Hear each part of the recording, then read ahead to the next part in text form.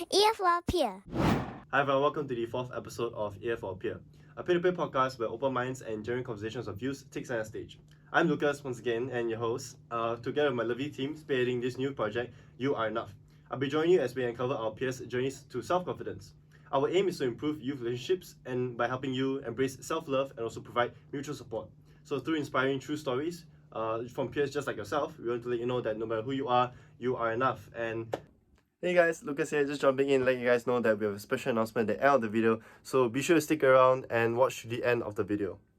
So without further ado, let's get right in. So we have our fourth guest of this series. We have Shane. Thank you so much for joining us. Would you like to tell us a little bit about yourself? So hi everyone, my name is Shane. I'm 24 years old and I like basketball. Love basketball. What's your favorite team? Basketball. Boston Celtics. Boston Celtics. All right. So is that one? Okay, tell us about one fun fact about yourself. So not a lot of people know this, but I was on dialysis from Sec 1 to JC 1. Then after that, I got a transplant in 2016. So I currently only have one kidney. Oh, the transplant. What's that like condition? It's a kidney failure. So yeah. I see. All right. So shall we just jump into the first question? Yes. Should I share more? Is there anything else like your hobbies or something you enjoy doing? Shout out to my good friend Kayang. Okay. You can do it. All right. So are you generally a confident person? I would say confidence depends on from situation to situation. Let's say if someone says, "Oh, are you confident in talking to a random stranger?" I would say yes. Then if someone says, "Oh, what if someone gives you like a last minute study test or presentation?" Then I would say no. So it depends on the context. I see. Right. So it's like confidence to you is just more about your situation, kind like whenever you're in something, is it? Yes, it varies from situation to situation. Okay. So what is one situation which you feel you are like at your most confidence in? Like where do you feel like the most confident in? I would say being spontaneous and social around like new people or strangers. Then having that opportunity to get to know people gives me like I have no issues talking to random strangers. Like making friends with something. Oh, okay. That's actually quite. So are you would you consider yourself to be like an extrovert or like an extrovert, introvert? I would say I would lean more towards extroverted. Extroverted. Yeah. Right. So like you would have problems kind of like making friends and your confidence would be there. Yes. Exactly. Okay. So to you, I mean this question you already kind of answered it, but what defines confidence? You know, like to you. I think confidence to me means like having no issue facing a problem that you are facing. Right. Let's say, okay, a textbook example. Let's say if you didn't study for an exam, and then you can't go into the exam room with confidence. Yeah. Because you didn't study. But if you did study, you would say that you would enter the examination hall with an extent of confidence. Correct. Yes. So I think kind of defines. So it's about having that kind of preparation in a sense. Yes. Okay. So I know I understand you said that when you were like you went through all that doing your like kidney transplant and all that. So while you're growing up, right, during that phase of life, where did you find that sort of self-confidence from, or did you have any actually? Well, I would say ever since I was a kid, it was ingrained in me by my parents to be confident and to try to be yourself. Right. I'm sure you also have a similar, because in a Singapore context, how we are raised, we usually have some sort of confidence to an extent because our parents want us to do well in life, right? Yeah, they always push you to try and be like, do and everything. I mean, I'm pretty sure parents will want you to be like not say conservative, but they want you to do your best at your studies and stuff, and then CCAs and all that. But I would like to add on that I think the intention of um in the Singapore context, the intention of the parents is skewed towards the wrong direction because their main priority is for us to have a good life. Yeah, So they want us essentially. to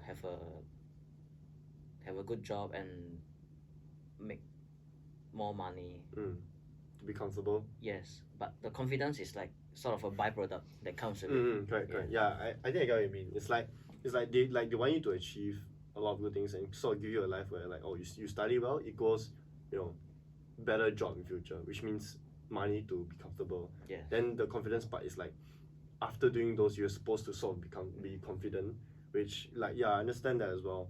Because I think for me, like if when I was growing up, actually parents played like a big role, because like apart from the pressuring of, oh, you need to study well, you need to like get a job, but at the same time I feel like they kind of sometimes like sit down with me to talk about some certain issues. Oh, that's good. Did your family, like did your parents ever like kind of had that kind of self-confidence talk with you, or did they have any like, you know? Okay, because I think my generation, Okay. my parents are more old-fashioned and traditional. So what my relationship with my parents were more of like, okay, they provided for me, and that's it. Okay. So they will take care of my needs, and so they're more traditional and old-fashioned. So we won't talk about like the super deep stuff. Oh, okay, So it's okay. just Not provide. like feelings and not really Yeah, much no of those. feelings. We don't I say see. me and my dad. We don't say like I love you. Yeah. Oh no, More of like, I get that. yeah, you need money for lunch. Have you Yeah. eaten? That's their way of like expression. Yeah, So it's like they supply you a roof over your head, yeah, that's supply you enough. food, water. That's it. Yeah. Anything else you need is just more of like, they kind of want you to figure it out. Yeah. In that sort of way. I get that. I think maybe it's like, I'm not sure whether it's a more like kind of wrong way in a way, because maybe towards different families they have like different kinds of the way that they show love or something. But I mean, to me, from what I know, is that I think for me, my parents are more open to talk about stuff. But I mean, I guess it varies. I know not every family in Singapore is the same. So yeah. I love you. Well, let's go on to the next question here. So are there any insecurities that you face? Why so? So currently, right now, or you can talk about in your past, where any insecurities in your past that you faced. Okay, I believe everyone has insecurities lah. Yeah. But for me personally, in the past, I had issues with like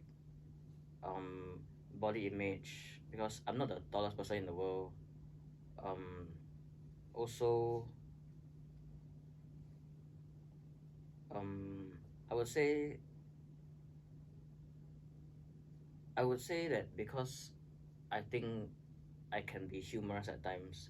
So when the jokes don't hit, so it feels there's that cringe and awkward moment. I get that. Yes. Right. So yeah, mostly these two aspects. Okay. So I guess body image wise, the first thing I guess is like, honestly, when does it hit you most when you were young, or does it sort of still kind of heavy, like do you still have that insecurity, like you always think about it? I think it's more in the past, but from time to time, you always you see people that are more well built or taller in public, like you. And No, then, no, no, come okay, on. joking. You can do it. So okay, what?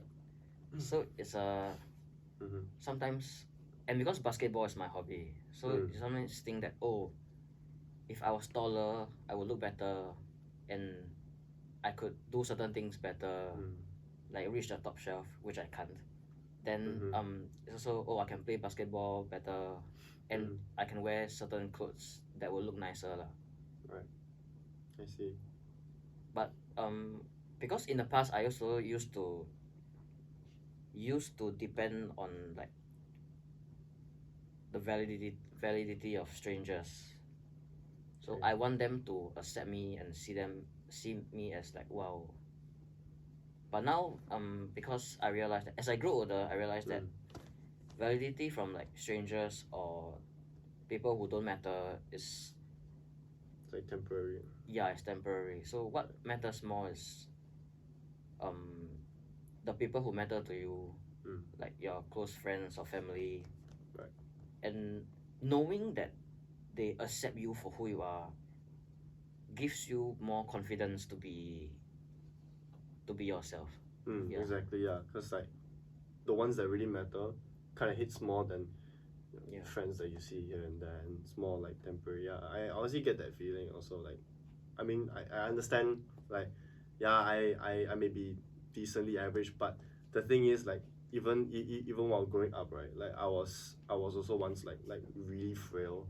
I was really frail, and I mean I believe the viewers know already, but like I was really skinny, and I constantly worry about my body image a lot, but I made up for it. Like I tried to, how you say, I tried to bury that with me like kind of joking around about my body image, to kind of like it's like a coping mechanism. But in the end, if I didn't accept myself for being that scrawny kid, right, then I would never get past that insecurity, which also you kind of talked about, like when your friends or family accepted you.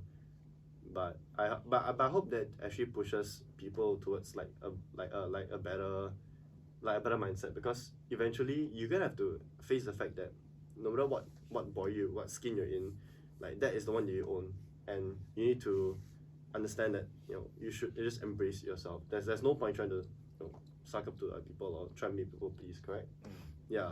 So let me ask you a question. Okay. Because obviously from scrawny to right now, obviously you've done some like exercising or working out, right? Yeah. So what was the motivation for you to work out? Was it because of body image or was That's it a good question. something else? It's a very good question. Well, I love you. I feel like it's a mix, because the body image thing, it didn't like if I were to use that as my main motivation, right?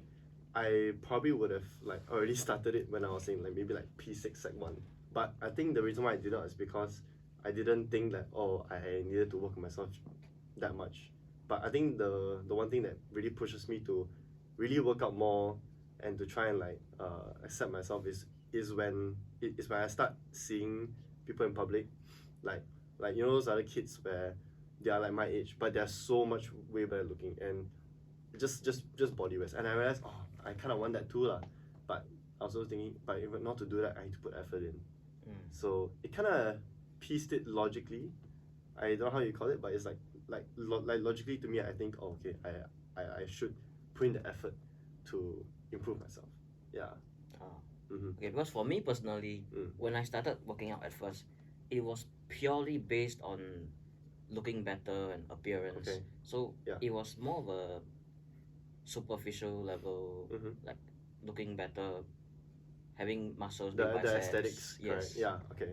So Yeah. it wasn't only after like 6 or 7 months in, and then I realized actually there are so many more benefits to working out. Like you have higher energy levels, because dieting comes naturally with bodybuilding lah. So Yeah. Exactly. you get more energy, and then you are eating cleaner, so you're healthier. Yeah, you'll be healthier, more medical benefits to it. Yes, and then you are stronger also. So you can, in a sense, let's say, helping your parents carry the groceries. You can do it with less effort lah. So Yeah. So it's only throughout the working out that I realized that my motivation switched from looking good to more of a Like a health. yes. Actually that's very like good, because I know most people, they do it opposite. I know friends that they work out because they think, like I have to be sort of healthier, like I try not to laze around at home.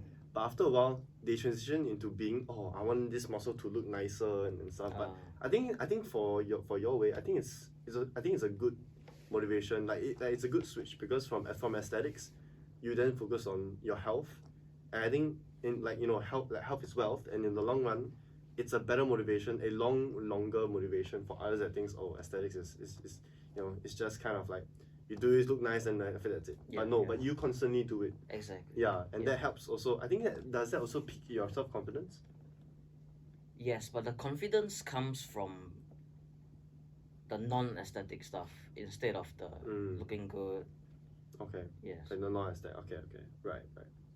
Well, okay, so the next question I have for you is, so how does this affect your creation of relationships? So when you talked about your insecurities, right? How did that, during that whole process, that whole journey, how did that affect your, making of friends? I would say that because naturally I'm more extroverted, so the creation of relationships for me doesn't depend on I think it's just a natural thing for me lah. So Okay.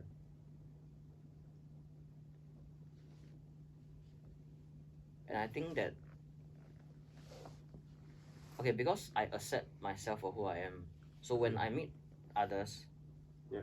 to like friends or what, it just more of It's like more natural. yes, in a because sense. because I'm self-aware and I accept myself for who I am. Right. It doesn't matter if the people I meet are better than me. Okay. Yes. Mm. So you know, some people they are not willing to talk to people because they are better than me, then so they get Those kind of shy people, yeah. and yeah. Correct. Yeah. Okay. I mean, in I think in that way is, I would say maybe like in a healthier kind of way. If you want to make friends that's more natural, and those others that don't really friend you because you're like you're a certain way. So I guess in a way that does affect it a little bit lah, right? But it's not. It's a human thing lah to see that way. Like when you first entered poly, probably you'll be more like self-conscious because you're meeting new classmates. Yeah, correct. Right. Yeah. So naturally you want to put on the best version of yourself. For them to see like, oh, you are this person. You're right. But now that you're in third year, you kind of realize that it kind of fizzles out. Yeah, I mean, Yeah. you start to see people like the people that kind of matter. Yeah, that so are like better. You can just wear slippers and shorts and a simple t-shirt. Then it's okay also. Yeah, exactly. Yeah. You can do it. So what are some ways that you are doing right now that are like that copes with your insecurities? When you talked about like body image and your kind of humorous stuff, like, so what are you doing like to cope? Okay, so because recently due to some health complications, I had to stop working out. Okay. And then but my diet switched for the worse also. So oh no. Yeah, Just so gone to like I have a little dead bod. okay. Yeah. A little double right now. It's okay. So all double's fine. Sometimes I get insecure about it. Right. Because naturally we all want to be good looking, and then having a tummy that sticks out is not the ideal lah. But you realize that the more you try to hide it and the more you think about it, the more it affects you. So if you sometimes I walk around like for pictures and all, I suck in my tummy. Yeah. So actually, no, I get that. Yeah, I sometimes used to do that because I was once like, I also don't eat clean and stuff. So yeah, I understand dirty that. bulking. Yeah. So how I cope is to just accept the reality of it, and then also accepting the possibility for change. Okay. Because having the body now doesn't mean that it'll be there forever. Correct. Yeah. So it's just for now. Yeah. So if I continue to get back to working out and eating healthily, which I won't, then it will eventually you will feel better about yourself lah. Correct. And that image also comes with your mindset of, if it's temporary and you can always work on it. The image will always come afterwards when you start to feel like yeah, actually, I can always get it back. Yeah. Yeah, and eventually when you start working out again, that self confidence in you also kind of erupts too, Yes. right? Yeah. So I guess but I want to say that that's a strong mindset too. Like the fact that you accepted most of your your insecurities and you embrace yourself. Like yeah, you actually embrace yourself, and I think that's something that you think more people should be doing. I think personally for me, it's because I've been through that process of the judging and Mm-hmm. being judged.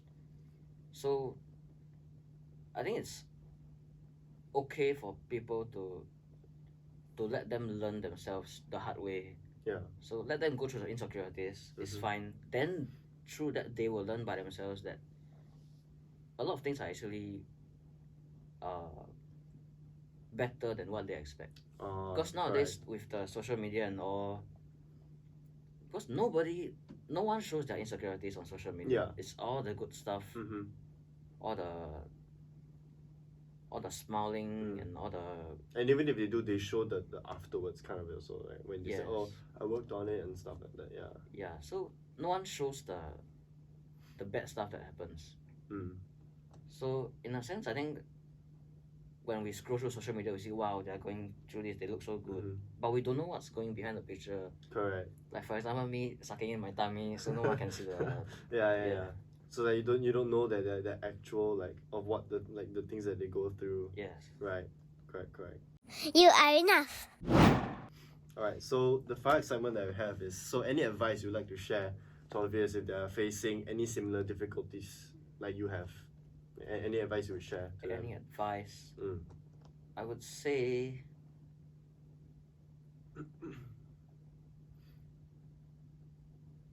don't worry about getting judged, because to be honest, everyone is just really cares about themselves.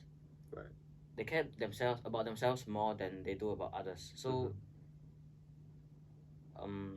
if you go out in public, most of the time people are more worried about how they look. So they won't really be looking at you either way. Right. So I mean, but of course, don't go and judge others as well, lah. Yeah. Correct. Yeah. True. So it's to kind of don't care about what others sort of judge about you and kind of embrace yourself. And I think people should also learn from you that you should also accept yourself. Accept yourself first before like knowing that, oh, you think it's all over, that kind. Yeah. So I think. But I know it's hard to accept yourself because to compare is human nature. Yeah. So don't be too harsh on yourself for comparing also. So just try your best to like ignore the haters. And I know a lot of people think, oh, everyone is looking at me and all, but so that's why it's hard for them to like be honest with themselves lah. But they shouldn't like care about those people in general. Right. They should only care about those that matter to them. Great. You are enough. So we've come to the end of the fourth episode of the series. So huge thank you to Shane. Thank you so much for coming down and share with us your experiences through your self-confidence journey. And we have a special announcement. So in January, we'll be having a live event, so a live podcast event. So actually, you guys will be able to join with me and my group to do a live podcast event with us. So all the deets will be down here. So remember, once again, so check out more of our socials, Instagram, YouTube, you all know all of that. And I'd like to remind you again that you guys are enough. So Shane, would you like to plug your socials as well? I would not like to plug anything, but I would like to say that the Boston Celtics will win the championship this season. There we go, Boston Celtics. You guys got this. Better win. Shane, carry on you. Okay, we'll catch you guys next time. Thank you. Bye-bye.